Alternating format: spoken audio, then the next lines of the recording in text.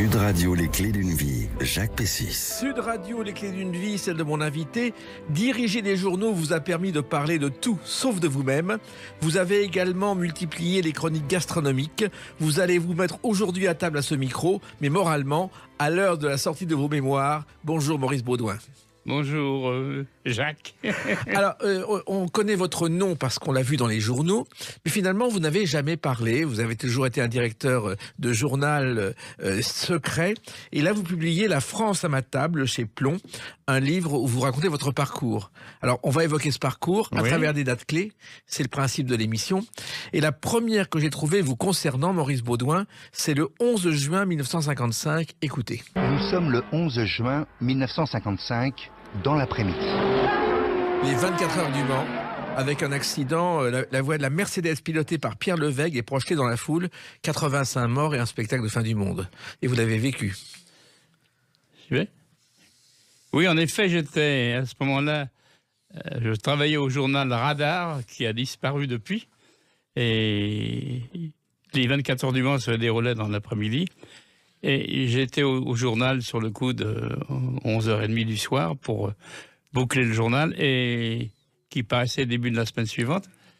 Et à ce moment-là, on savait déjà quand je suis arrivé qu'il y avait eu un drame aux 24 heures du Mans avec une voiture qui s'était envolée dans les travées, dans les tribunes et qui avait blessé beaucoup de personnes et tué. Et à ce moment-là, on s'est dit il faut des photos. Bien sûr, il y avait des photographes sur place, mais les photographes de presse étaient échelonnés tout au long du parcours. Et ils n'étaient pas là pour faire la photo du pilote qui avait volé dans les airs. Par contre, ce pilote qui était dans les airs et qui allait retomber mort, eh bien, il avait été photographié par des amateurs. Tous les gens qui étaient là avec leur appareil photo, lorsqu'ils ont vu ce spectacle désolant, eh bien, ils ont photographié. Et en même temps, il y a deux caméramans de la télévision, Jean-Jacques Rebuffat et Gilbert Larriaga, qui étaient des débutants, qui ont filmé l'ensemble, et les images ont été diffusées dans le monde entier. Oui, exactement. Et donc, Radar, c'était vraiment un journal de photos, ce qui était rare à l'époque. Oui, mais c'était le seul, d'ailleurs, des photos bistres un peu, et j'avais été embauché comme légendier. Légendier, c'est le type qui fait les légendes. Voilà. Et alors, ces photos, en fait, dans la presse, il y en avait très peu. Le Monde ne publiait pas de photos. Ça n'intéressait personne à l'époque. Oui, mais le Radar envoyait des envoyés spéciaux au bout du monde pour ramener et des photos et des griffouillis sur un papier, des textes, et puis des documents. C'était les journaux du coin. Un petit peu tout ce qu'il pouvait ramasser pour qu'ensuite, après, le légendier puisse faire sa légende une fois les photos choisies. Et parmi les collaborateurs de Radar, il y en avait un qui était le fils de Gaston Leroux. Oui. Alors oui, le fils de Gaston Leroux, il était à côté de moi. Nous étions 3 légendiers. On attendait les photos pour faire des légendes. Eh bien, le fils du Gaston Leroux, c'était un type qui était un peu fort, qui arrivait toujours en retard, qui n'avait jamais un sou, qui tapait tout le monde et qui attendait surtout lorsque la manne qui venait de son père Gaston arrivait en fin de mois, eh bien, il était heureux d'être là. Oui, voilà. Parce que Gaston Leroux, en fait, a écrit notamment Le Fantôme de l'Opéra, qui est devenu l'une des comédies musicales les plus vues à Londres depuis des années. Et alors, on sait maintenant que ce Fantôme de l'Opéra, l'idée lui est venue parce que quand on a construit l'opéra et qu'on l'a ouvert aux privilégiés, le petit peuple a dit « on ne va pas aller là-bas, il y a des fantômes ». Et c'est comme ça que c'est parti. Alors, au départ, le journalisme, ça ne vous concernait pas, Maurice Baudouin. Vous aviez une famille qui n'avait rien à voir, un père ajusteur mécanicien et une mère couturière. Exactement, oui, mais voilà, exactement.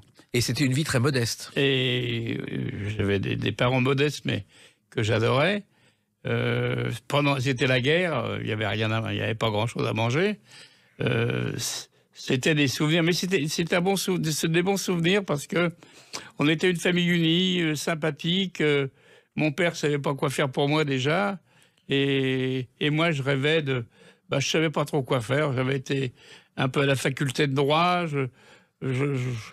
J'étais pas un élève très brillant. Mais je voulais être journaliste. Je me suis dit, je vais être journaliste. Et voilà. Et j'ai commencé comme ça. Voilà. Il se trouve que vous avez aussi connu Maurice Baudouin, la débâcle de 40, et ça vous a marqué à vie avec les avions qui volaient.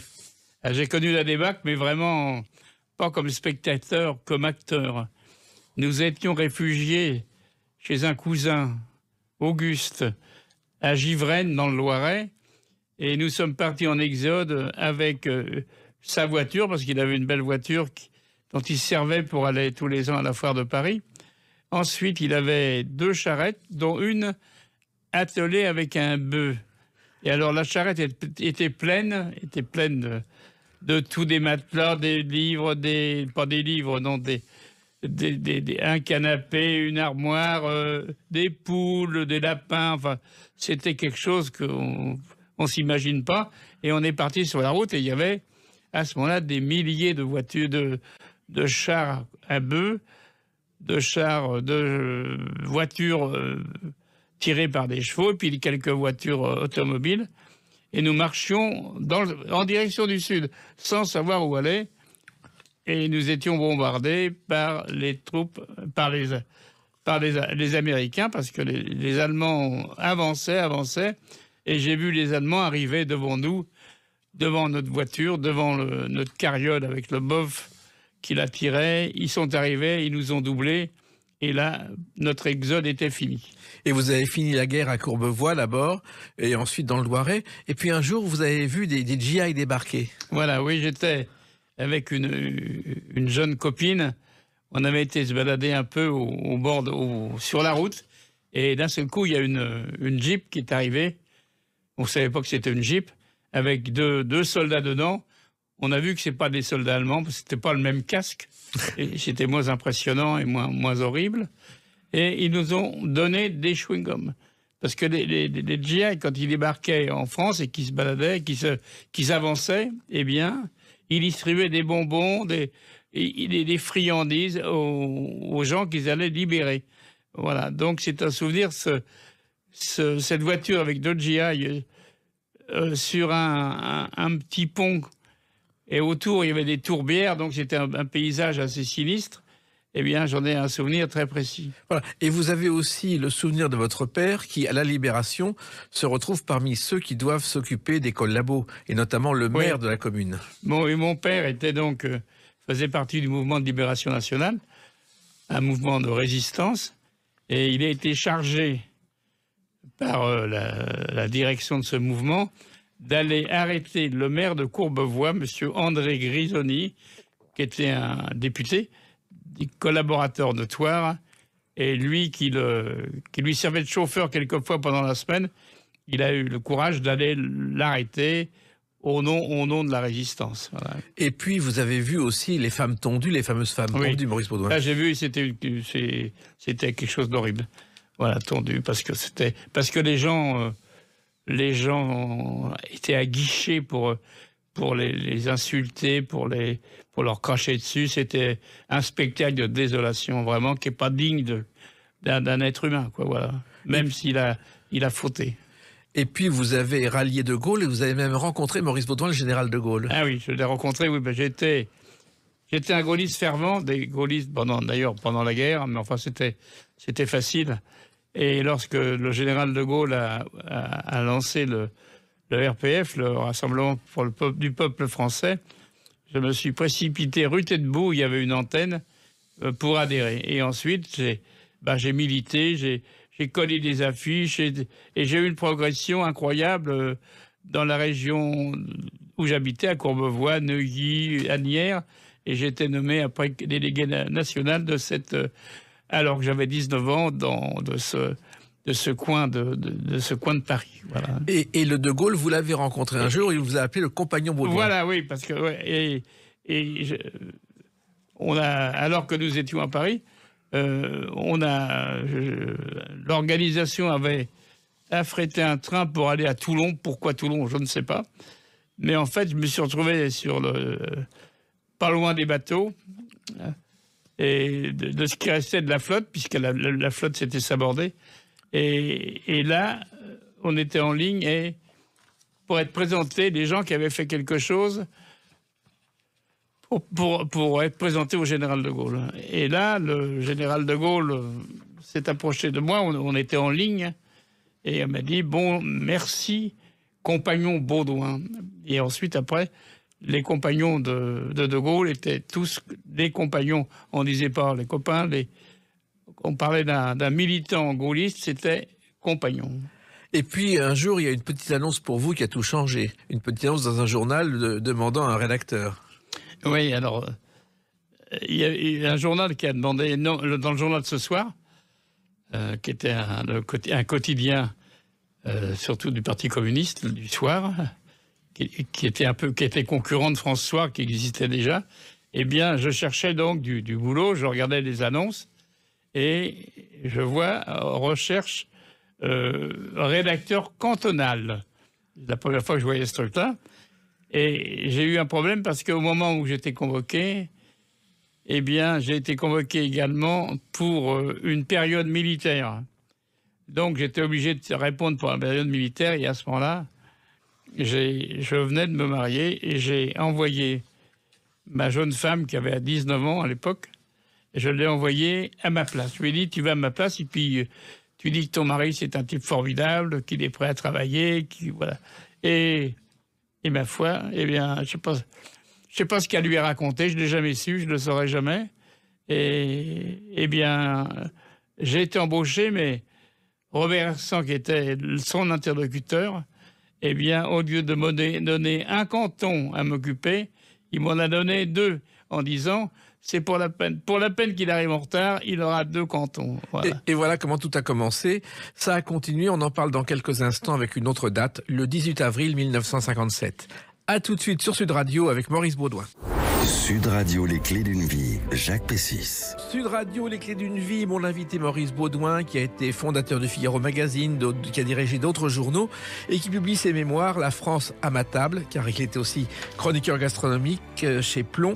Donc, on a commencé à parler de votre parcours de jeunesse. Et puis, le 18 avril 1957, il se passe un événement qui vous a aussi marqué. Écoutez. Cet équipage s'apprête à monter dans la Caravelle du centre d'essai en vol à Bretigny. Le premier vol de la Caravelle. Et je crois que la Caravelle a été, dans un journal, un événement pour vous. Oui, c'était un événement parce que j'étais, après avoir été secrétaire de rédaction dans un journal de l'Oise, puis avoir travaillé à Radar, je suis rentré à l'équipe. Je suis rentré à l'équipe comme secrétaire de rédaction. Je ne connaissais pas bien le métier, mais il y avait un type qui s'appelait Jacques Lemaire, qui était un très bon, qui m'a aidé. Et donc la Caravelle, oui, alors je faisais la dernière page. Et j'étais le type qui était responsable, le journaliste responsable de la dernière page. C'était quelqu'un de connu, surtout à l'époque, c'était Marcel Ansen, qui a été un grand champion, qui a été champion d'athlétisme et qui supervisait cette dernière page. Et puis, dans cette dernière page, j'avais le lancement de la Caravelle. Et comme je voulais me singulariser, eh bien, quand j'ai eu cette page et cette photo devant moi, je me suis dit quoi faire. Et j'ai décidé de faire la Caravelle sur toute la largeur de la page, ce qui se faisait absolument pas. Et donc, je l'ai dit à l'ouvrier du livre qui travaillait avec moi, qui était un petit génie.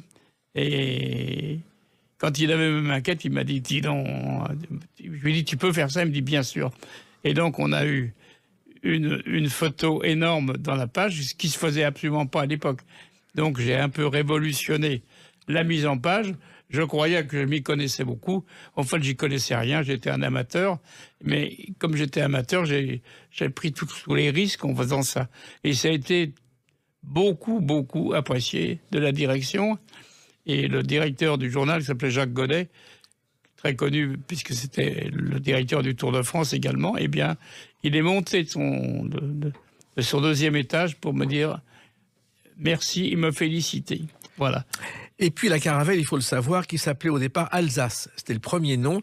Elle a été refusée par les Américains. Un seul Américain s'y est intéressé lors d'une escale. C'est un certain Howard Hughes qui a failli acheter la licence de la Caravelle et ça s'est pas fait. Alors, l'équipe, effectivement, c'était un journal que tout le monde connaît aujourd'hui. Et il y avait à l'époque un chroniqueur très connu, Antoine Blondin, qui faisait les chroniques du Tour de France. Et ça, c'était un personnage étonnant, Maurice Baudouin. Oui, Antoine Blondin, c'est d'abord un écrivain, peut-être moins connu à l'époque, mais enfin qui était un écrivain célèbre malgré tout. Il l'est toujours. Et, oui, qui est toujours et qui... il suivait, il a toujours suivi le Tour de France et il faisait une chronique sur une demi-page en largeur où il racontait avec beaucoup de talent les problèmes du peloton, les problèmes d'arrivée. Mais tout ça avec du talent, avec une écriture limpide, c'était vraiment un plaisir de lire ses papiers. Et il m'envoyait, en fait, tous les soirs, je recevais sur mon bureau sa chronique. Et comme c'était un garçon qui n'était pas réputé pour boire de l'eau, eh bien, tout le monde avait peur à la direction de l'équipe que sa chronique un soir n'arrive pas. Donc, en arrivant au journal, j'avais toujours une chronique ou un papier de remplacement. Si Antoine n'était pas au rendez-vous, eh bien, on pouvait mettre un autre article à la place. Mais je dois dire que je l'ai fait pendant plusieurs années et qu'Antoine, toujours, a été précis, à l'heure et gentil. C'est vrai qu'il buvait beaucoup. D'ailleurs, un soir, vous l'avez retrouvé dans un bar avec 2 jeunes femmes, Maurice Baudouin. Voilà, oui, un soir, je me suis retrouvé au bar de l'équipe qui était en bas du journal, rue Faubourg-Montmartre. Et il m'appelle pour me dire « Maurice, je suis là, est-ce que tu viens boire un verre avec moi ?» Je descends et je descends avec un de mes collègues et je vois Antoine debout à côté d'un petit bar, il y avait un petit bar, avec 2 jolies femmes qui étaient en manteau de fourrure, c'était l'hiver. Et puis, ils buvaient ce qu'on servait au vieux Gaulois. On servait des grosses pintes de bière, d'énormes quantités de bière. Et d'un seul coup, je sais pas, il fait un geste et il renverse un petit peu de bière sur le manteau de fourrure d'une des 2 jeunes femmes qui étaient là. Et à ce moment-là, il s'excuse, ça, et il me dit « Mais je vais vous m'excuser et vous allez voir que je m'excuse vraiment. » Il a pris sa chope d'un demi-litre de bière et il se l'est versé sur la tête. Il fallait le faire. Oui. Il faut aussi savoir qu'il a été l'inventeur d'un marathon des leveurs de coude, qui était une tradition de Saint-Germain-des-Prés. Ça consistait à passer dans 42 bistrots et à boire un verre de vin à chaque fois. Lui, tester tous les concurrents en buvant un verre de vin à chaque fois, c'était hallucinant. On peut plus imaginer ça aujourd'hui. Ah oui, mais c'était Mais il tenait la distance. Hein. Alors, il faut savoir aussi, Maurice Baudouin, qu'aujourd'hui, on apprend le journalisme dans les écoles, on fait 4 ans d'études. Vous avez vraiment appris le métier sur le terrain, ce qui est un privilège. Oui, c'est un privilège, et puis j'ai appris avec des grands, parce que quand je suis rentré ensuite à France Soir, c'est pas eux qui m'ont appris, mais je les ai vus faire. J'ai travaillé avec Joseph Kessel, quand je suis rentré à France Soir, il était là, et j'ai travaillé avec Lucien Baudard, et des gens, il y avait des écrivains de grands talents qui étaient à François quand j'y suis allé. Oui, mais même, vous avez appris votre métier en roulant à mobilette, en habitant une chambre de bonne, enfin c'est oui, j'ai appris mon métier en partant de rien du tout. Alors, ça, je veux dire, s'il y a des types qui sont partis de rien, moi, je suis parti de sous terre, vraiment de rien du tout. Et finalement, bon, le résultat n'est pas trop mauvais, quoi. Oui, mais en même temps, apprendre son métier comme ça sur le terrain, c'est une chose qui ne se fait plus aujourd'hui. Non, ça fait plus. Et ce qui est étonnant, c'est que à un moment donné de ma carrière, on m'a demandé d'être professeur au centre de formation des journalistes, d'où sont sortis tous les grands journalistes de l'époque, de maintenant, de l'époque, et les futurs journalistes. Et là, bon, bah, j'ai donné des cours qui n'étaient pas des cours... c'était des cours sympathiques, parce que je m'asseyais au milieu des élèves, je donnais mon avis, et puis en sortant, eh bien les plus jolis élèves, eh bien on allait prendre un apéritif tardif au bistrot d'en face. Donc j'emmenais mes élèves à la sortie pour boire un verre avec moi. Donc j'étais un professeur plutôt sympathique. Oui, ça c'est assez rare. Alors, François, vous avez travaillé, et ça on ne peut plus l'imaginer aujourd'hui, Maurice Baudouin, de 21h à 5h du matin. Oui, de François, lorsque j'ai été embauché, c'était pour faire le journal, c'est vrai, de 21h à 5h du matin. Voilà, et lorsque j'ai eu une première promotion, une deuxième promotion à François, eh bien, il fallait que j'arrive bien plus tôt pour préparer la soirée. Donc, j'arrivais à 5h30. De 5h30 à 5h du matin. Voilà, de 5h30. De 17h30 à 5h du matin. Voilà. Alors, bien sûr, mais ça ne me coûtait pas parce que j'étais passionné par ce que je faisais. C'était pas, le France-Soir, c'était un journal merveilleux et passionnant. Hein. Oui, il vendait jusqu'à 2 millions d'exemplaires à une époque. On a vendu jusqu'à 2 millions d'exemplaires. Avec Pierre Lazareff, qui était un directeur hors pair. Et Lazareff était, on l'appelait le petit homme parce qu'il était pas grand. Eh bien, il fallait lui téléphoner quand je prenais ma soirée à partir du soir. Eh bien, il fallait lui téléphoner à 1h du matin pour lui donner les titres. À 1h du matin, on lui donnait les titres, le titre de une et les titres d'intérieur. Et il s'intéressait beaucoup aux variétés. Et il nous demandait les titres de ce qu'on appellerait maintenant l'art de vivre, des spectacles. Et il fallait surtout toujours bien soigner Georges Guettari, parce que il faisait partie plus ou moins de sa famille ou de la famille de quelqu'un de ses proches. Et il veillait toujours à bien le soigner. Mais il s'occupait de tout. Il s'occupait de la politique de très près. Il s'occupait et des spectacles et de tout. Voilà. Et puis la fête continue à 5h du matin parce qu'il y avait un restaurant, ce qu'on peut plus imaginer aujourd'hui, Maurice Baudouin, l'Épidore, oui. Où on venait dîner à 5h du matin. Ah oui, alors on venait dîner, et là il y avait déjà, le restaurant était déjà plein à 5h du matin. Et il y avait des traînards de la Comédie Française parce qu'ils avaient fini leur spectacle à 11h30, minuit, ils étaient toujours là à discuter.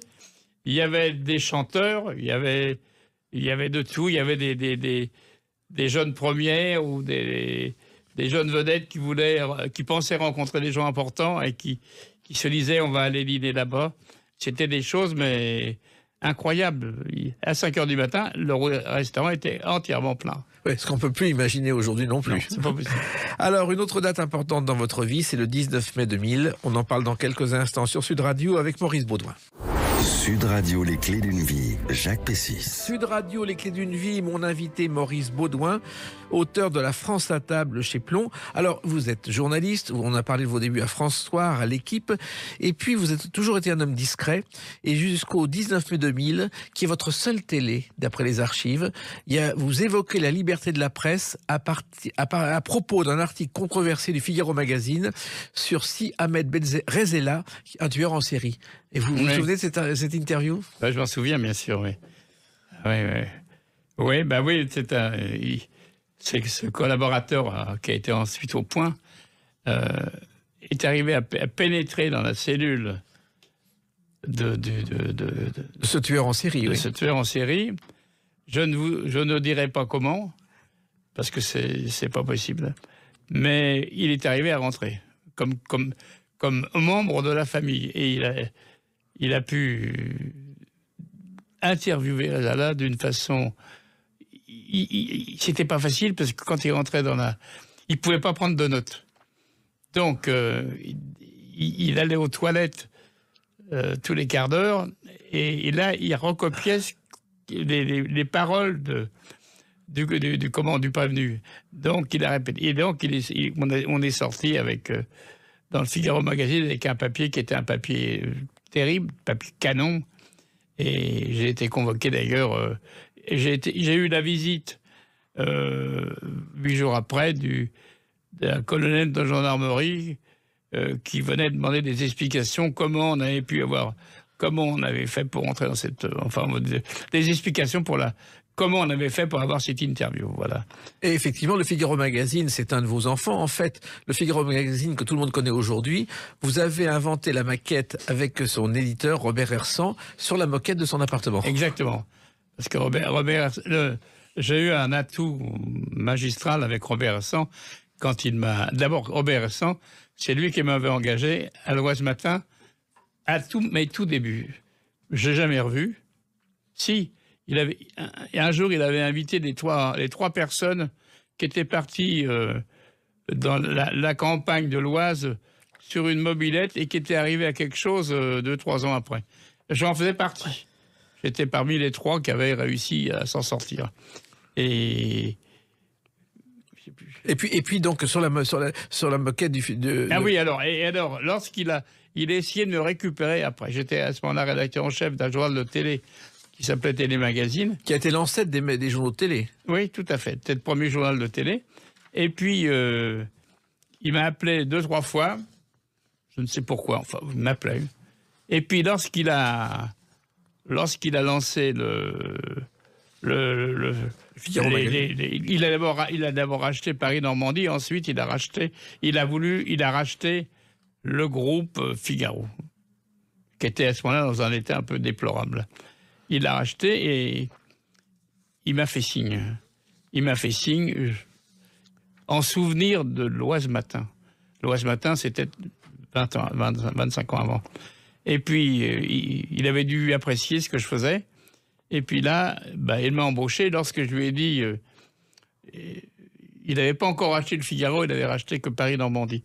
Et lorsque je lui ai demandé qu'est-ce que je fais, il m'a dit, pour l'instant, rien du tout. Vous êtes rédacteur en chef. Rédacteur en chef de rien. J'étais rédacteur en chef de rien puisqu'il n'y avait rien. Et après, lorsqu'il a lancé le Figaro Magazine, il m'a demandé de venir et à mon grand étonnement, je savais que j'allais être embauché, mais j'étais directeur exécutif, c'est-à-dire, il m'a dit, directeur exécutif, c'est celui qui doit être exécuté. Voilà. Alors, le Figaro Magazine a été une révolution dans la presse. Ah oui, une totale révolution. Totale révolution. D'abord parce que il n'y avait pas de magazine de ce style-là et que moi, étant donné que j'avais privilégié, ça faisait partie de mes idées de départ, privilégier beaucoup la photo. Des bonnes photos et des photos, eh bien, c'est moi qui les choisissais et je les ai choisis jusqu'à mon départ. J'attends que je ne sois plus effectivement directeur général, surtout de la rédaction.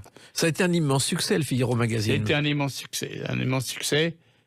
On rentrait le lundi, on regardait tous les lundis, on avait les chiffres de vente et toutes les semaines, on vendait plus sur Paris, on a vendu jusqu'à pratiquement 700 000 exemplaires, voilà. Et on vend toujours très bien. On vend plus 700 000 exemplaires, mais on vend toujours au-delà des 500 000. Et c'est toujours un gros succès.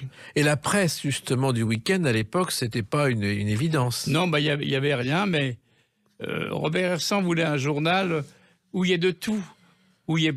C'était pas un news magazine avec uniquement des nouvelles politiques étrangères.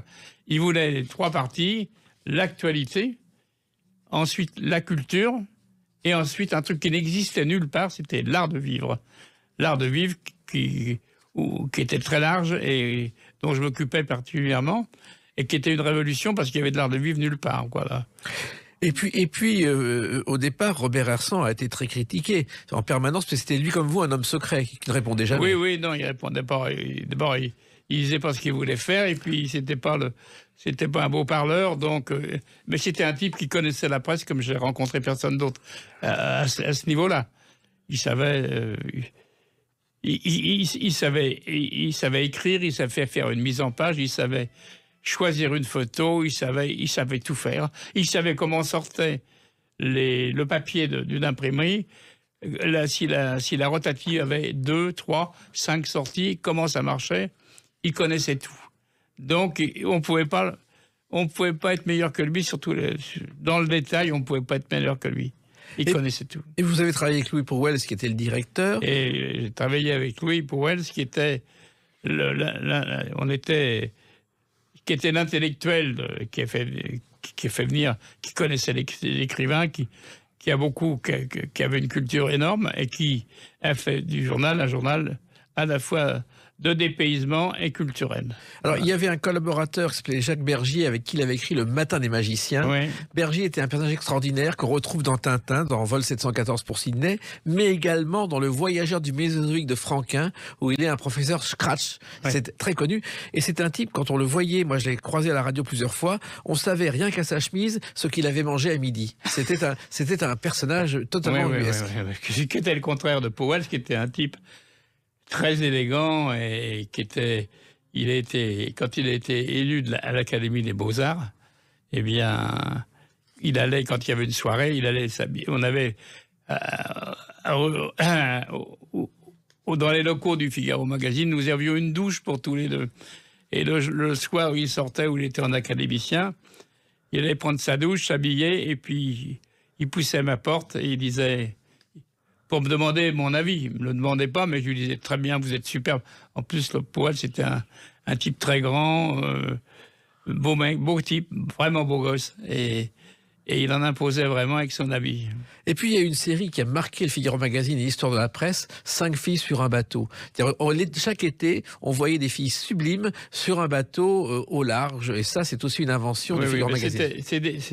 Je pense que c'est le genre de choses qu'on ne peut plus faire maintenant. Parce que les filles, c'est moi qui les choisissais. Elles étaient convoquées dans mon bureau.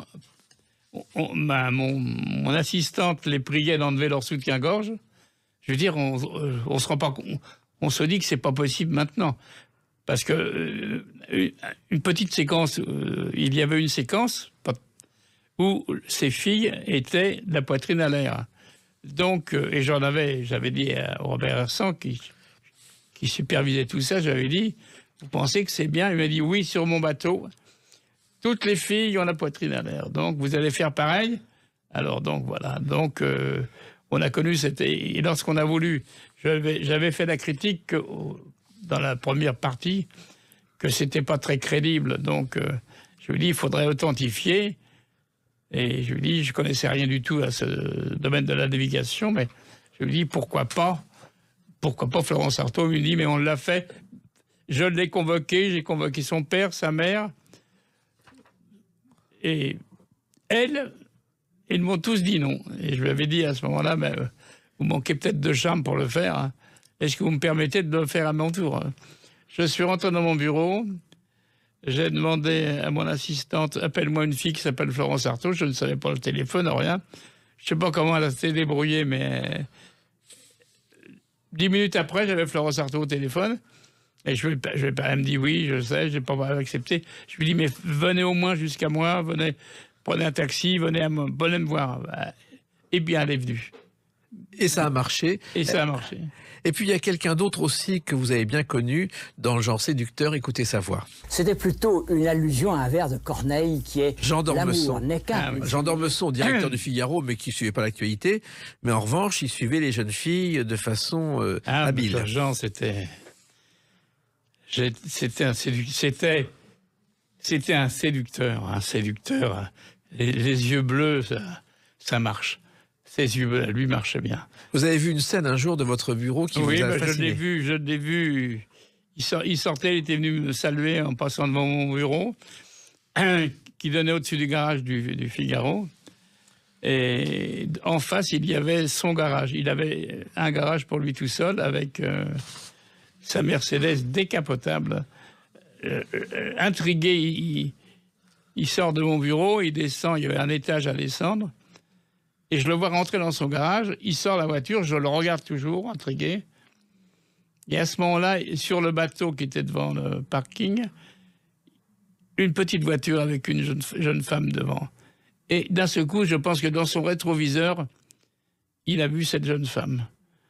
Il est sorti rapidement de sa voiture, il a été discuté avec elle, c'était une automobiliste, mais enfin, eh bien, il a laissé son voiture sur le parking et il est monté dans la voiture avec la fille. Voilà. C'est extraordinaire. Et ça, c'était un séducteur. Ça aussi, c'est plus possible aujourd'hui. Non, tout ça, non, mais c'était des choses qu'on pouvait faire avant.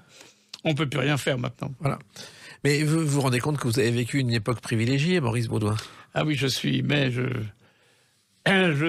heureux dans la vie. Je suis heureux parce que, au fond, j'ai vécu une époque formidable. J'ai rencontré des femmes formidables et je continue. Donc, Et oui. Et vous continuez, on va en parler avec une autre date, le 12 janvier 2023. A tout de suite sur Sud Radio avec Maurice Baudouin. Sud Radio, les clés d'une vie, Jacques Pessis. Sud Radio, les clés d'une vie, mon invité Maurice Baudouin. Donc 12 janvier 2023, sortie de la France à ma table chez Plon. 40 ans de déjeuner secret avec des personnalités. Vous avez été le directeur du journal le plus discret de France. On vous voyait presque jamais à la télé. Et là, vous publiez vos mémoires. Pourquoi ? Parce que j'ai été... Si je dois dire la vérité, c'est pas moi qui ai eu l'idée. Hein. C'est pas moi. C'est 2 amis avec qui je déjeunais tous les 4-5 mois. Alors bien sûr, ils parlaient de leur vie et moi de la mienne, et surtout de celle d'avant, parce que c'est ce qui les intéressait le plus, c'était ce que j'avais fait avant. Et puis j'ai raconté tout ça, j'ai raconté donc ma vie sans vouloir la raconter.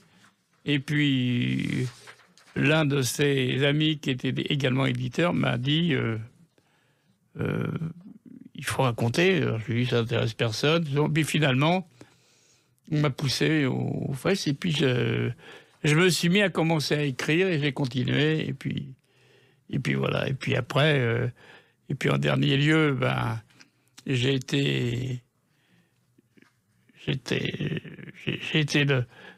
connu des gens, on m'a indiqué des gens de chez Plon, quelqu'un très proche m'a indiqué l'éditeur Plon, et finalement, ils ont été suffisamment très très gentils avec moi chez Plon, et donc, eh bien, je me suis lancé dans la publication. C'est eux qui s'y sont lancés surtout, et au fond, maintenant, je suis très content et je suis très heureux. Alors, il se trouve que ce livre s'appelle La France à table parce que vous avez un second métier, La France à ma table, chroniqueur gastronomique, qui est un métier joyeux puisqu'on va déjeuner et dîner dans les restaurants. Et ce métier a commencé par hasard. Oui, ça a commencé par hasard. D'abord, oui, ça a commencé parce que il y avait un collaborateur éminent qui s'appelait Pierre Mazard, qui a démarré le Figaro Magazine dans la rubrique. Il était intéressé par les restaurants, donc on lui a confié la rubrique restaurant, parce que c'est la rubrique restaurant auquel tenait beaucoup Robert Hersan, qui allait lui-même beaucoup au restaurant. Et puis, on déjeune, et en fait, Pierre Mazard faisait une colonne dans le journal, et c'était moi qui étais le responsable de cette colonne. Et donc, il venait me rendre compte de son travail, dans le détail. Et puis, un jour, on déjeune boulevard Pereire, et on déjeune, on boit d'abord un ou 2 verres de bousy au comptoir. Ensuite, on se met à table, on déjeune normalement. Et arrivé à la fin du repas, il me dit « Maurice, je suis très embêté, mais il y a 2 plats que je n'ai pas goûtés et je voudrais bien les goûter. » Alors, il était, bien sûr, on avait pris le café déjà, on allait partir. Alors, j'ose pas lui dire non, donc on a goûté un lapin et des tripes. Voilà. Et puis dessert, après, on s'est levé pour partir. Et puis je voulais le raccompagner. Je voulais le raccompagner chez lui. Il m'a dit non, c'est pas la peine. Déposez-moi au métro Alma-Marceau. Je rentrerai par le métro. Ça vous évitera de vous déranger. J'ai quitté Pierre ce soir-là. Je ne l'ai jamais revu. Il est mort dans la nuit. Et donc, il fallait un chroniqueur. Vous avez assuré l'intérim. Alors, pendant que je cherchais quelqu'un pour le remplacer. Et je voulais d'abord un écrivain. Et puis après, je me suis rendu compte des emmerdements que j'allais avoir. Parce que ils allaient pas vouloir aller où je veux les envoyer. Il y aurait j'avais peur qu'il y ait des crises, enfin des jalousies. Et je me dis, je vais pas pouvoir dominer le sujet. Et donc, Robert Hersan... Et j'ai fait la chronique pendant 3 semaines en signant intérim, comme ça se fait normalement. Et puis, au bout de 3 semaines, le patron m'appelle. Il me dit et alors, vous en êtes avec la rubrique restaurant? Je lui dis j'en suis nulle part. Il me dit moi aussi, parce que j'ai cherché et j'ai pas trouvé, j'ai eu peur. Voilà. Il m'a dit mais pourquoi il faut continuer? Ça vous plaît de continuer? Ça me faisait un boulot en plus. Déjà, j'en avais beaucoup. Mais je lui dis bon, allez, j'y vais. Et puis voilà comment ça a démarré. Et puis voilà. Et ça fait 40 ans, Maurice Baudouin, que vous déjeunez ou dînez dans les restaurants, ce qui est un bonheur, mais en même temps, c'est compliqué si on veut travailler ensuite. Oui, écoutez, j'avais le coffre, certainement, parce que je me suis jamais privé, ça m'a jamais... Pendant tout ce temps-là, j'ai bu 1 à 2 coupes de champagne au départ. Après, j'ai bu largement, à l'époque surtout, facilement pas loin d'une demi-bouteille de vin. Et puis, ma foi, je rentrais, je travaillais, j'avais tellement de boulot que j'avais pas le temps de penser à ça. Et puis ça, voilà, je m'en suis assez bien sorti, quoi, voilà. C'est un métier difficile parce que ça peut faire la gloire ou la destruction d'un restaurant, un chroniqueur gastronomique. Oui. Je crois que j'en ai détruit un une fois, mais il y a longtemps, très longtemps. Mais j'ai décidé, le papier coûte cher, de plus en plus cher. Alors donc j'ai décidé que toutes mes chroniques, ce seraient des chroniques positives. Et quand je vais dans un restaurant qui ne me plaît pas, je n'en parle pas. Donc le lecteur du Figaro Magazine, lorsqu'il me lit, est assuré d'avoir quelque chose de bon, de sérieux et souvent d'abordable. Quelquefois, je fais un restaurant à 3 étoiles, mais c'est rare, et je fais plutôt des restaurants où j'ai plaisir à aller. Maurice Siegel faisait comme vous dans VSD. Il avait interdit les chroniques de livres négatives en disant « Un livre, c'est des années de travail, on ne va pas le détruire en quelques lignes ». Il avait entièrement raison. Alors, vous avez connu les plus grands chefs, et notamment le plus grand qui était Joël Robuchon. Vous avez même goûté sa carte et fait sa carte, Maurice Vaudrin. Oui, parce que lorsqu'il a lancé son premier atelier, qui est l'atelier qui est à côté derrière le boulevard Saint-Germain, et son premier atelier, j'ai été avec lui avant qu'il le lance. On était 8-10 jours avant, on y passait presque tous les jours, parce que je goûtais les plats, et à la fin, il m'a dit « Toi, c'est difficile pour les desserts, et tu sais ce qu'on va faire, tu vas choisir les desserts de la carte. » Et j'ai goûté à peu près 20 desserts, et on en a gardé 6. Il y avait les 6 desserts de départ de l'atelier de Robuchon, c'est moi qui les ai choisis. Et Robuchon était un grand personnage, un grand cuisinier, et un homme discret aussi.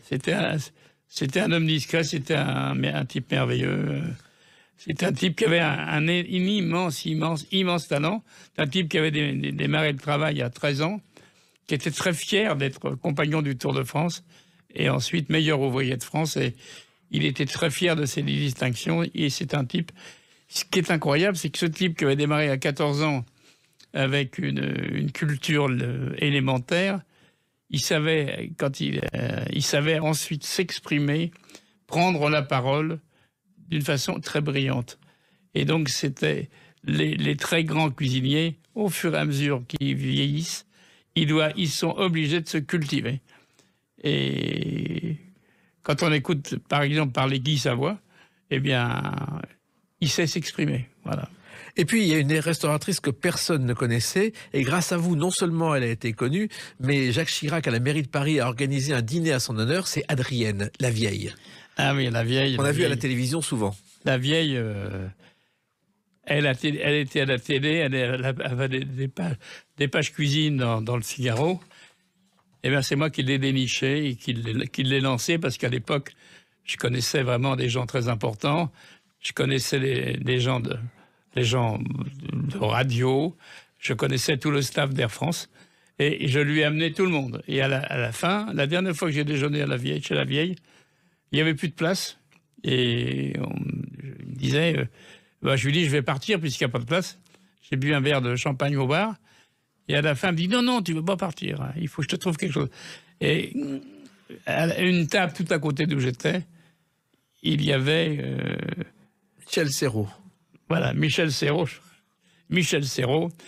qui déjeunait là. Alors j'ai vu à un moment donné qu'elle était voir Serrault, et après elle me dit, tu t'en vas pas, tu vas déjeuner avec Michel Serrault. Et j'ai donc déjeuné avec Michel Serrault et sa femme, et c'était très très agréable. Oui, il était très drôle, lui. Ouais, c'était très drôle, puis c'était la dernière fois, mon dernier contact avec la vieille, c'est avec Michel Serrault, donc c'est un superbe souvenir. Et puis, il y a quelqu'un aussi qui vous doit beaucoup, parce que son nom est entré dans la légende grâce à vous, c'est Michel Laclos, car les mots croisés de Michel Laclos sont très importants partout. Michel Laclos, en fait, il ne me doit pas sa naissance, non, mais il me doit ce qu'il a fait après, parce que il était un peu connu quand j'ai décidé de le prendre. Et ensuite, en fait, Michel Laclos était à Télémagazine, et je l'avais mis à la porte parce qu'il refusait de faire un article sur le cinéma si ce n'était pas du cinéma fantastique. Donc, bon, moi, c'était pas souvent que c'était programmé. Donc, lorsque je lui ai demandé un jour un papier, il m'a dit, mais c'est pas fantastique, je peux pas m'en occuper, je suis pas compétent. Donc, là-dessus, je l'ai mis à la porte. Et puis, lorsqu'il a fallu ensuite, 10 ans après ou 15 ans après, trouver quelqu'un pour faire les mots croisés, eh ben, je l'ai appelé, je lui ai dit, il était devenu un peu célèbre dans les mots croisés. Et je l'ai appelé en lui disant, Michel, est-ce que tu veux travailler pour moi? Il m'a dit, immédiatement, il a dit, oui, bien sûr. Et aujourd'hui, les mots croisés de Michel Laclos, c'est la légende. C'est avec Roger Laferté ou Max Favalelli, Ouais. c'est une légende. Oui, et à ce moment-là, il y avait quand même Favalelli, il y avait tout ça. Mais j'ai pris Laclos et finalement, comme j'ai dirigé Figaro Magazine, il y était. Quand j'ai pris Madame Figaro, j'étais directeur de Madame Figaro, eh bien, je lui ai dit de venir. Et quand enfin j'ai fait le Figaro TV, eh bien, il est venu. C'est-à-dire qu'il avait les 3 journaux, les 3 suppléments du magazine avaient ces mots croisés. Il se trouve aussi que vous avez connu Louis-Ferdinand Céline, Maurice Baudouin. Oui, connu. C'est gentil. Non, j'ai été l'interviewer. Ce qui est étonnant, c'est quand je dis j'ai vu Céline, les gens ont l'air de se demander si je ne raconte pas d'histoire. Bah écoutez, j'ai fait comme d'habitude. Il devait y avoir une émission sur Céline à la télé. J'étais rédacteur en chef de Télé Magazine. J'ai dit à mon assistante, appelle-moi un mec qui s'appelle Céline. Elle savait, à mon avis, pas qui c'était. J'ai pas le téléphone, j'ai rien. Eh bien, elle a eu un rendez-vous.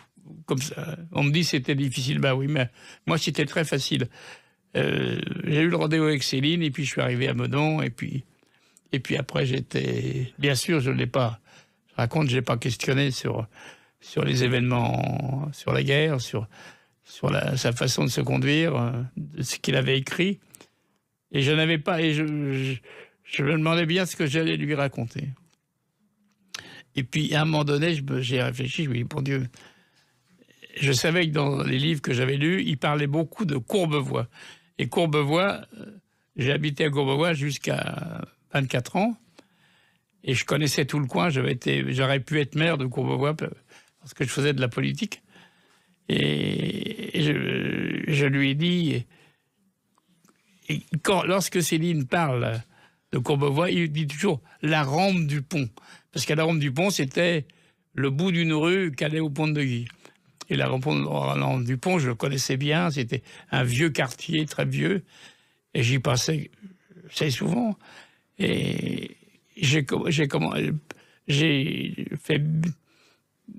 pivoté l'interview en lui parlant, en lui disant « et la rampe du pont, et Courbevoie ». Et alors là-dessus, eh bien, on aurait pu passer la soirée. Parce qu'il ne s'arrêtait pas, il parlait de ça, de ses souvenirs de la rampe du pont. Et puis, il recevait les pauvres aussi, le docteur oui, Vitous, qui était... Lorsque j'ai été le voir à Meudon, ma foi, j'ai l'impression qu'il n'avait plus d'activité, à ce moment-là, ni littéraire, ni autre, ni politique, bien évidemment. Mais il recevait toujours les pauvres. Les pauvres, bien sûr, il ne les faisait pas payer. La consultation était gratuite. Donc, c'est le côté de Céline que je rappelle, sa réception, sa grande gentillesse, et puis ses patients qui attendaient pour être soignés gratuitement. En tout cas, il y a beaucoup d'autres anecdotes dans ce livre, La France à ma table, 40 ans de déjeuner secret, mais aussi une vie passionnée et passionnante. Maurice Baudouin, c'est chez Plomb. Merci de l'avoir écrit, et puis continuez encore un petit peu comme ça. Hein. Oui, je vais essayer de continuer, ça me donne envie de continuer en tout cas. Eh ben, continuez comme ça, merci. Les Clés d'une vie, c'est terminé pour aujourd'hui. On se retrouve bientôt. Restez fidèles à l'écoute de Sud Radio.